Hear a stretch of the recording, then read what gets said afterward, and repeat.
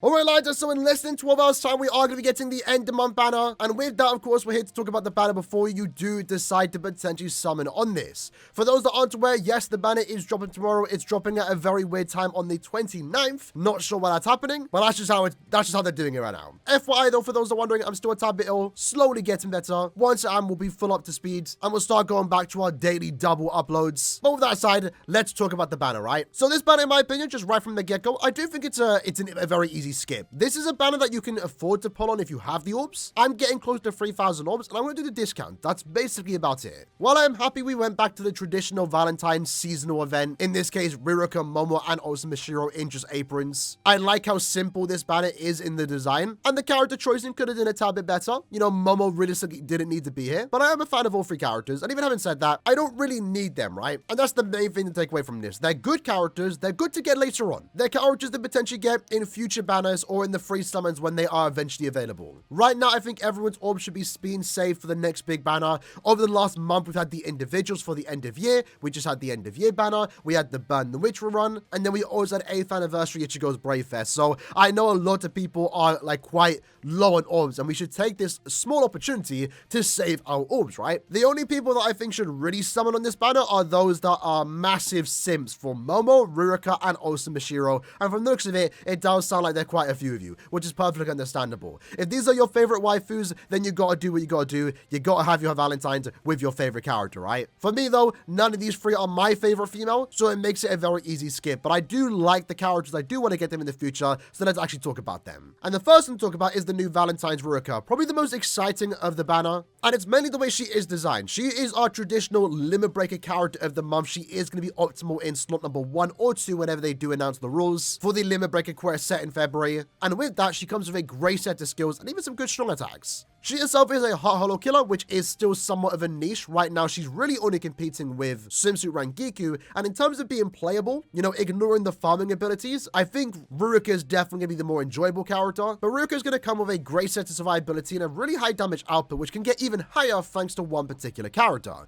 For survivability, she is immune to one statism, and only that being fire duration, but she does have drain on every single attack with the new Siphoner skill, where every 5 seconds she has a chance to inflict drain on any given enemy. And this is good for her because she herself does want to stay at full stamina, because when you are at full stamina, not only do you get a 30% full stamina damage soul trait, thanks to the fact that she also does have the new enemies defeated bonus, after 25 kills she also then does get an additional 20% more damage at full stamina, so a 50% full stamina damage increase just for getting 25 kills. To go alongside that, she has a 40% Berserker, Frenzy +2, 80% SP boost when you inflict a status summon, weakened defense on her Soul Bomb, she gets an additional 20% Berserker when you get 10 kills, and then when you defeat 50 enemies, you then get an additional 20% strong attack damage buff that is universal to any character. She's the first character in the game that actually can do that, and that's going to be really good for Limit Breaker, where you are playing in teams of 3, where sometimes you might not be just playing with one attribute, for example. So I think she actually has a lot going for her,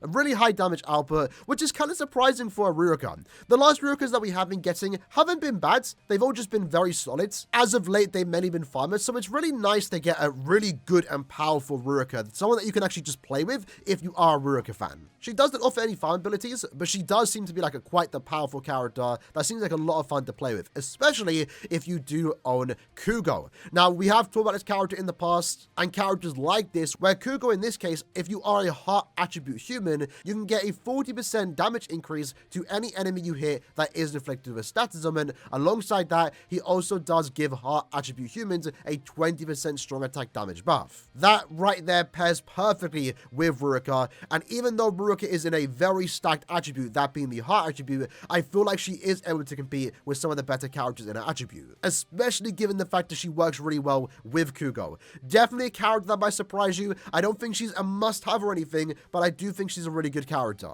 And I think she has those bonus points going for her, since she does work really well with a great support in the form of the TLA Kugo. Overall, very strong character. If you are a Ruruka fan, this character is almost a must-have. After that, we have Mashiro, a new super Link's farmer for the power attribute, something that we was expecting, but not entirely expecting it the way the character did turn out.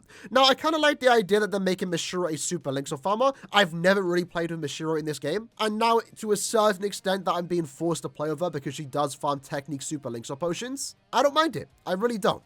Now, for the next month, she's going to be really optimal in IT since she does her killer herself. But the great thing about Mashiro is that if you don't like the character, you don't even have to use her because she's the first character in the game to have the +5 Technique Super Links-Up Potion soul trait. So you can put this on your 8th anniversary Ichigos, your Parasol Rukias, your 1000-year Blood Yamamotos, and turn them into Super Links-Up farmers. Or at the same time, you can double down, put it onto Neliel, and now you're farming 10 Super Links-Up potions. That in of itself already gives it a lot of value, and is definitely a character you want to pick up sometime in the future.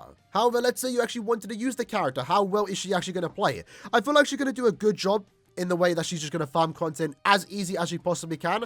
I don't think she's going to be nearly as good as the great god tier farmers that we do have access to, like Tensa, Senjumaru, and even Swimsuit Rangiku, for example. Their benefit is that they have good strong attacks, a lot of range to them, but they also have high damage output that can go through Iron Skin. In Mashiro's case, she's still playing with the RNG factor that she has to inflict stat elements, and when she does, she has a high damage output, right? Base damage output is Frenzy +2 with a 40% Berserker. But when you do inflict a stat element, and keep in mind you have an increased chance to do so, you're then basically doing 80% more damage to those paralyzed enemies. Her strong attacks themselves, mainly her SA1 and 2, are vortex type of attacks. Very short ones. She does have the greatest set of range, and for the fact that you want to put her against humans, you might see yourself getting hit quite often. But given that she does have those vortex attacks, she does have an increased chance to inflict paralysis. More often than not, you should still be relatively safe, constantly inflicting paralysis, stopping the enemies from actually attacking you. I don't think she's going to be an amazing Super Links-Up farmer, not really the one we needed in the power attribute, but I feel like she's good enough, and if you are a Mashiro fan that wants to farm with Mashiro and get extra bonus Super Links-Up potions, well, you can do that, and that's a good thing. If not, and you pull her, well, now you can just use her as a link and make any character you want a Super Links-Up farmer.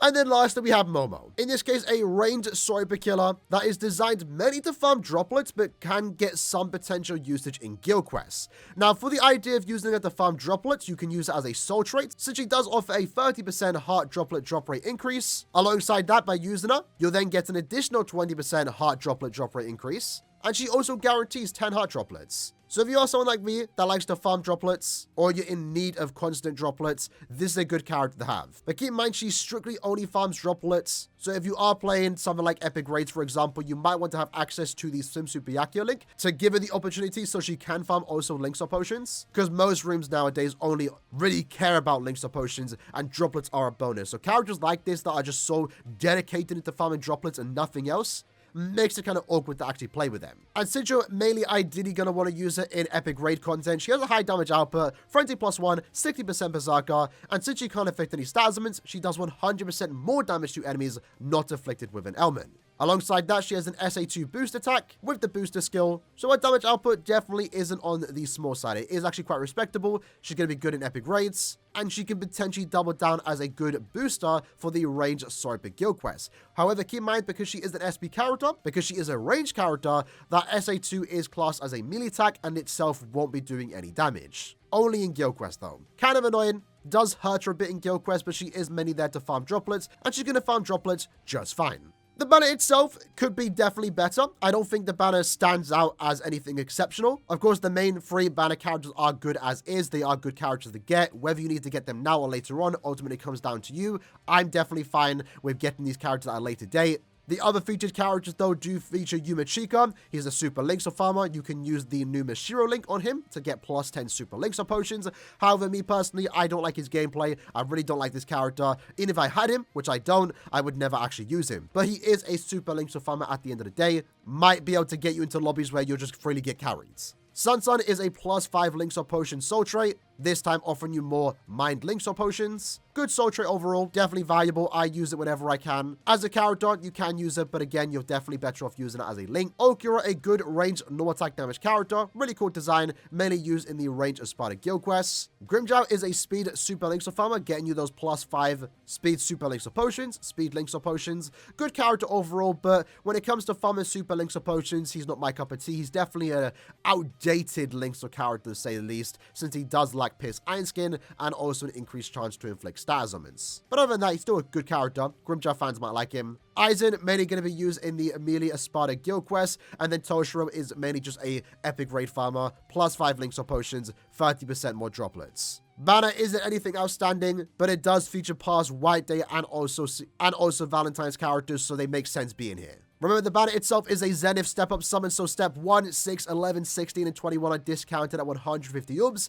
Step 2, 7, 12, 17, and 22 are discounted at 200 orbs. Every 5th step guarantees you a featured character, which of course includes one of these 9 characters. And if you do bravely go to step 25, you are guaranteed a character of your choice. Any of the new 3, Mashiro, Ruroka, or also Momo. So yeah, overall, new characters are good. Definitely not a must-have. Mashiro is going to be a good super link to farmer. Also, a really rare and valuable link to have. A fun link to have too, because you can then just use anyone you want to farm super links or potions. I think the benefit for having that linked, in my opinion, is that if I was using it on hypothetically 8th anniversary Ichigo, I can then set the rule requirements so only super links or farmers can actually join me. Hosting lobbies without a super links or farmer is kind of annoying because people join and don't listen to the room, and you have to end waiting time kicking them, for example. But if I get Mashiro, I'll definitely use her, while also just using as a link. Ruroka, just a solid, good limit breaker character. Another great addition to the heart attribute. If you are Ruroka fans, you're going to be really fun to have. But again, make sure you have the Kugo. I can't stress enough how well they're going to pair together. He is going to make Ruroka a significantly better character. And I like the synergy they have going on, considering that they're both Fullbringers. And then Momo is going to be just a more so droplet farmer. Nothing super crazy. Sure, you can use it in Guild Quest, but you probably won't. Eventually, Tolkien is going to get a resurrection, and you're honestly probably better off just using him. I myself will be skipping this banner. As always, I'll do the 2 discounted steps. If I get them, that's great. If I don't, I'll get them at a later date. Right now, my orbs are being saved for the next big banner, which might potentially happen at the end of month of February, if not March, and then if not April. We know we're eventually going to get a 1,000-year Blood Orb banner soon, sometime in 2024, right? They are releasing them on a more regular basis, and banners like this are nice cooldowns, good time to stack up orbs, assuming you aren't a simp for any of these 3 characters. But lucky for me, I'm not, so I'm able to skip this banner with ease. Either way, hope you enjoyed the video. Let me know in the comments below if you are decided to summon on this banner. If you are, good luck, and I'll see you guys next time. Take care, and peace.